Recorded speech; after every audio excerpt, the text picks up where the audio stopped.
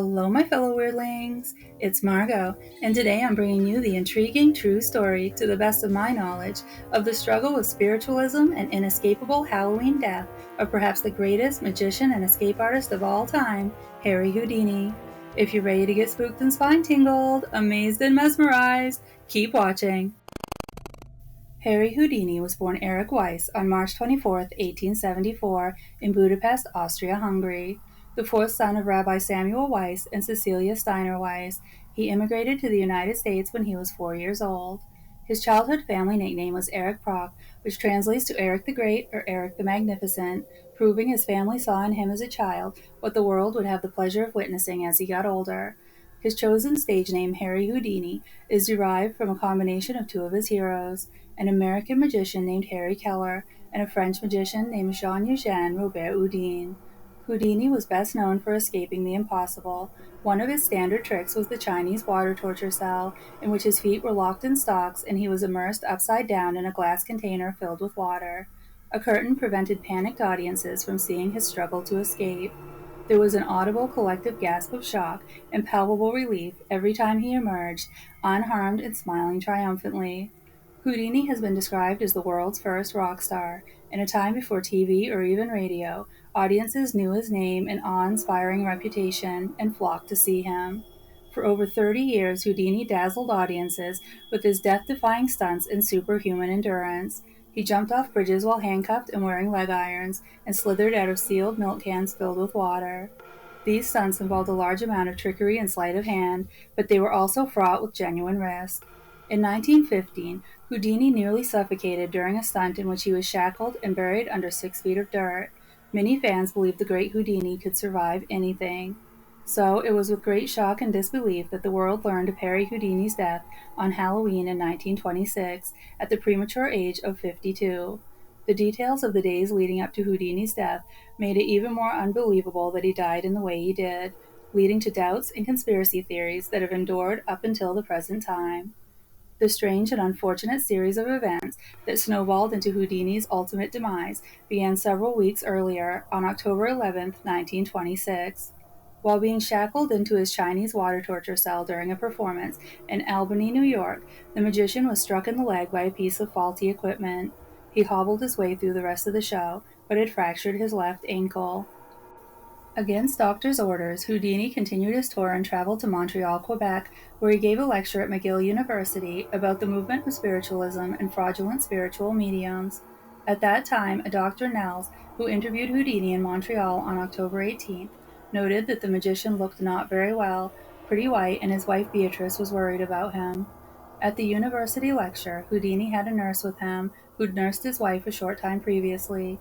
Dr. William D. Tate, professor of psychology at McGill University, commented that Houdini was in poor health when he arrived in Montreal, and that when Houdini concluded his address, he sat down immediately as he was suffering great pain from his fractured ankle. His nurse came up to the platform and insisted upon Houdini leaving, so gangway was made for him.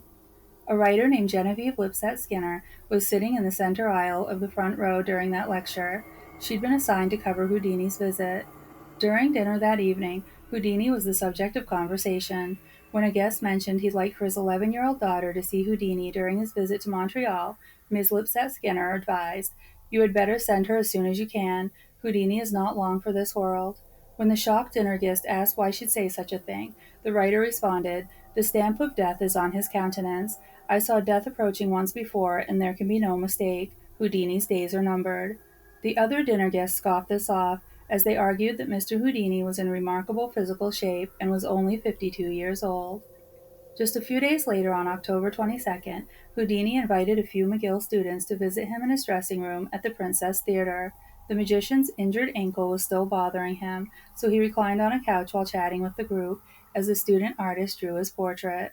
Witness Jacques Price said that at some point, a student named J. Gordon Whitehead entered the room and asked Houdini if he believed in the miracles of the Bible and whether it was true that punches in the stomach didn't hurt him. The latter, a claim that Houdini had made publicly in the past. According to witness Sam Smilovitz, when Houdini offered a casual reply that his stomach could endure a lot, Whitehead abruptly delivered 4 or 5 terribly forcible, deliberate, well-directed blows to his stomach. Houdini was still reclined on the couch and had no time to prepare for the punches, which appeared to leave him in considerable pain. Houdini seemed to brush it off at the time, but asked his visitors to leave. Later that evening, he began to complain of discomfort and stomach cramps.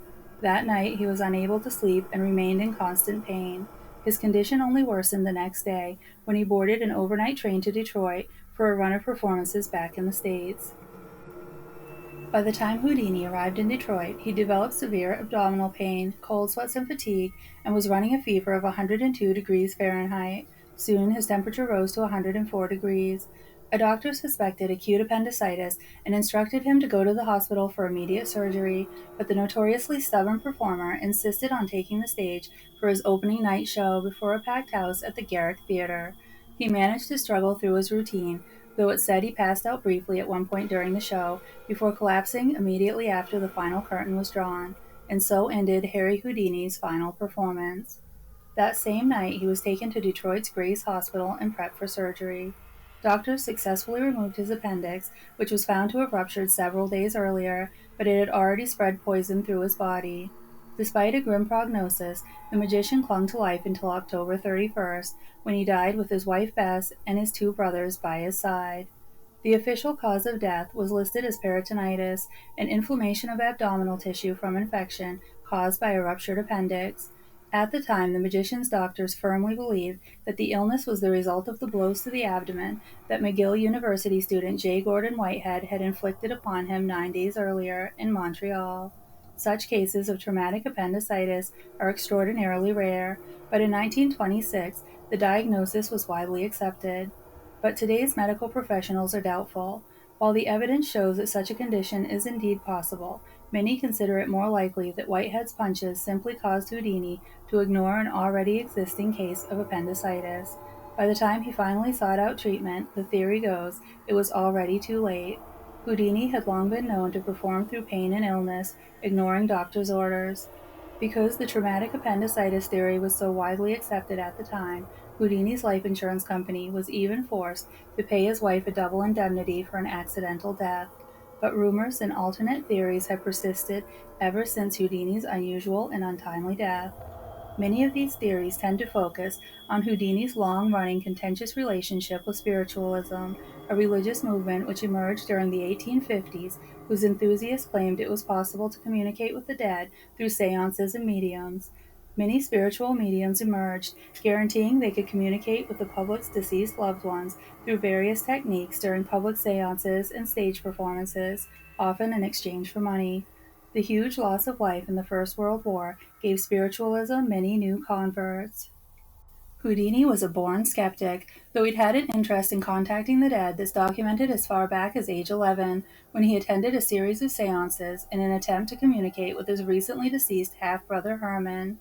Later, when his father died, Houdini sold his watch to attend a professional psychic reunion with his dad. Houdini was frustrated by the results and had always sensed these professional psychics were frauds.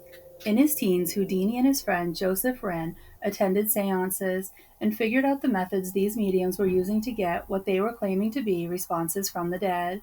His hostility toward spiritualism would only grow from there. Later, Houdini and his wife Bess would dabble in performing as psychic mediums themselves, something Houdini eventually found too distasteful to continue. Though he did continue to collect books on spiritualism and amassed an extensive library on the subject. When Houdini's beloved mother, Cecilia Weiss, who Houdini had referred to as his angel on earth, died of a stroke in 1913, he was devastated. When the news of her death reached him while performing in Copenhagen, he actually fainted. It's said that he'd lay on the ground over her grave, just speaking into the earth for hours. Houdini's mother's death is thought to have been the single most important event in his life, and those who knew him said he was never quite the same afterward. Most Houdini biographies say that Cecilia Weiss's death led to his later crusade throughout the 1920s to debunk spiritualist claims and expose its top psychics as frauds. I'd guess it was a loathing that had been brewing in him throughout his entire life, though losing the person closest to him and witnessing people making money off the grief and desperation of others certainly would help fuel the fire. Oddly, Houdini had also struck up an improbable friendship in 1920 with author, medical doctor, creator of the great rationalist detective Sherlock Holmes, and ardent supporter of spiritualism, Sir Arthur Conan Doyle. They were two of the biggest celebrities of their time, brought together by their shared interest in communication with the dead. After the death of his son Kingsley during the First World War, Conan Doyle donated the equivalent of millions of pounds in today's money to try to prove that the dead were all around us and eager to talk. His own wife Jean became a self-proclaimed medium and purveyor of automatic writing. At their Sussex home, they had their own personal spirit guide called Phineas, who regularly predicted global catastrophe. Phineas also dictated when the Doyles should move house or travel, though the counsel of Phineas is said to have often matched with the desires and interests of Joan herself. But that's a video for another day. Houdini seemed like someone who had long wanted to believe, but had run across too many frauds to hold out hope. Still, Houdini and Conan Doyle were said to have been good friends. Sadly, it was Houdini's public campaign to expose fraudulent mediums, who he described as human leeches, particularly Marjorie Crandon, a Boston medium who performed scantily clad and on occasion seemingly emitted ectoplasm from her vagina, that led to a rift between the two men that hadn't healed by the time of Houdini's death. It's said that it was after Jean Doyle's attempt to contact Houdini's mother Cecilia during a seance in a hotel room in Atlantic City in 1922 that serious cracks began to appear in the friendship. Cecilia had supposedly made contact via automatic writing, though Houdini later publicly announced that he did not believe that the 15 pages of grammatical English were a genuine message from his mother, not least of all because his mother's English had been terrible. From then on, Houdini increasingly denounced mediums who Conan Doyle was convinced were genuine, and their relationship broke down. Houdini's own expertise at sleight of hand and trickery made him very adept at spotting another trickster. As he once said to the Los Angeles Times, it takes a flimflammer to catch a flimflammer. His tenacious crusade earned him several $1 million worth of lawsuits and more than a few enemies. But at the time of his death, he showed no signs of letting up. Just a few months earlier, he'd testified in front of Congress in support of a bill to outlaw fortune telling in Washington, D.C. Many feel that Houdini used denouncing spiritualism as a means to keep himself in the headlines. Many others feel that Houdini saw that grief was making vulnerable people susceptible to charlatans, and when he spotted a fraud, he couldn't stand to sit back and say nothing. I think it was probably a bit of both. Houdini was a master of self-promotion, but everything he did was done with immense passion, perhaps to the extreme. Some believe Houdini's meddling in the spiritualist movement may have gotten him killed. It's been theorized that the magician's death may have been a carefully planned assassination by members of the spiritualist community. One book claims that the spiritualists had a history of poisoning their enemies and notes that no autopsy was ever performed to confirm that Houdini's death was actually caused by appendicitis. Though I should note that doctors had opened Houdini up prior to his death to remove his appendix and had seen the damage the infection had caused. I also have found no definitive proof of the accusations of spiritualists using poison against their enemies. Others theorize that J. Gordon Whitehead, the student who sucker punched Houdini in his dressing room, may have been in league with spiritualists, some of whom had previously threatened to kill Houdini or have him beaten up. It's also been proposed that the punches may have been a religiously motivated attack in response to what some consider to be Houdini's dismissal of Christianity. There seems to be some evidence that Whitehead had basically stalked Houdini in the days leading up to the dressing room incident during his trip to Montreal. But the majority of scholars tend to dismiss the murder theories as mere speculation. So what do we actually know about J. Gordon Whitehead? Not a whole lot. For instance, there's only this one known photo in existence, taken around 1950, of the man who has been blamed for killing Harry Houdini. But this is the basic information I've been able to dig up. At the time of those fateful blows to the stomach, college student Jocelyn Gordon Whitehead was older than most of his schoolmates at the age of 31. It's interesting this photo was taken in a bookstore, because Whitehead was said to have been returning a borrowed book when he gained entry to Houdini's dressing room that day. He was also charged with shoplifting books twice in 1928. It's often said that Whitehead was a boxer, but that seems to be false, even according to later statements by his own brother. He's been described as a student of divinity, a muscular construction worker, and a member of the college boating team. He's said to have later studied topics that were considered odd, like Dianetics, the precursor of Scientology. It's believed he sometimes gave readings. One of the books he was arrested for stealing in 1928 was on the science of handwriting and its links to mediums. Whitehead was never charged with a crime in regards to assaulting or killing Harry Houdini, though it certainly followed him for the rest of his life. However, he did have to sign an affidavit for Houdini's widow Bess so she could collect the life insurance that paid out enough to set her up financially for the rest of her life. Whitehead never graduated from college and became a recluse and hoarder. He was found dead of malnutrition in Montreal, Quebec in 1954. It's said that his apartment was filled floor to ceiling with back issues of newspapers. They had to call in the fire department to remove them. He's buried in an unmarked plot in Hawthorne Dale Cemetery in Montreal, Canada. So could anything have prevented Houdini's death? Perhaps Houdini himself could have, by seeking medical treatment sooner, regardless of the cause of his ruptured appendix, before infection set in, leading to sepsis and death. A Houdini quote that comes to mind from one of his performances is, "If I die, it will be by the will of God and by my own foolishness." Sadly, he died just 2 years before the invention of the miracle drug that could have saved his life and has saved so many since, penicillin. But it's way too late for what ifs. Houdini obviously lived his life on his own terms, and I guess we can say he died on his own terms too.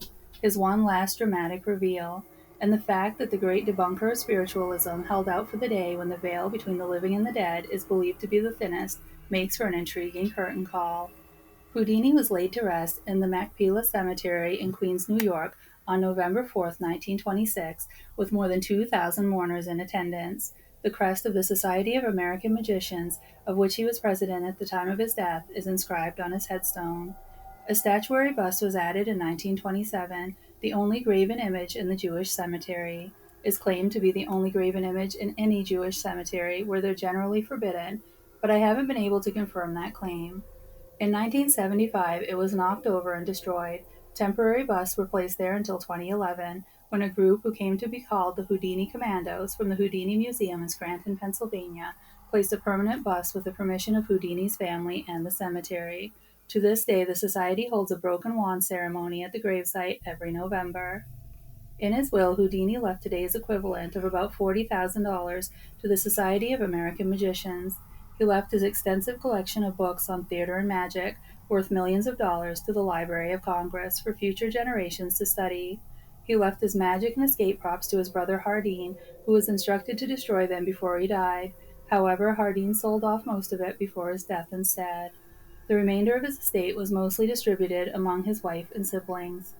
But of course Houdini's story, mystique, and publicity couldn't end there. In his ultimate test of the spiritualist claims, the magician promised his wife Bess that he would try to communicate with her from beyond the grave. He gave her a coded password before he died, said to be the word Rosabelle, followed by a code which may have been answer, tell, pray, answer, look, tell, answer, tell, so she'd know it was really him. Rosabelle was the inscription on Bess's wedding band, and the name of the song she'd sung in her vaudeville act when they first met. The other words are said to correspond with a secret spelling code used to pass information between the magician and his wife during a mentalism act, spelling out the word believe. So the password's message would have been Rosabelle believe. After his death, spiritualists everywhere claimed Houdini had contacted them. In Chicago, his ghost supposedly walked into a room. In Kansas City, the ghost wrote a letter. In New Zealand, he drank a cup of tea. But none could confirm the code that only his wife knew. Bess offered $10,000 to anyone who could produce an authentic message from the spirit of her husband, and went on to hold an annual Houdini seance every Halloween for 10 years, before giving up in 1936, saying in part, "Houdini did not come through. My last hope is gone. I do not believe that Houdini can come back to me or to anyone. It is now my personal and positive belief that spirit communication in any form is impossible. I do not believe that ghosts or spirits exist. The Houdini shrine has burned for 10 years. I now reverently turn out the light. It is finished. Good night, Harry." In 1943, shortly before her own death, Bess said to have remarked, "10 years is long enough to wait for any man." Fans have since continued the seance as an annual Halloween tradition, but thus far there's been no confirmed contact from the great Houdini's ghost. Houdini's widow Bess died of a heart attack on February 11, 1943, at the age of 67, in Needles, California, on a train traveling from Los Angeles to New York City. While she'd wished to be buried next to her husband, and even has her name etched beside his on his headstone, she was instead interred at the Gate of Heaven Cemetery in Westchester, New York. Her Catholic family refused to allow her to be buried in a Jewish cemetery. In the end, if indeed it is the end, death was seemingly the only predicament Harry Houdini found himself unable to escape. That's all I have for you today. I hope you've enjoyed this story and will come back for more. Like, subscribe, leave a comment, and bring your friends, family, COVID pod, cult members, invisible friends, or enemies. And if you want more information on this topic, I'll leave some references in the description box. Thanks so much for watching.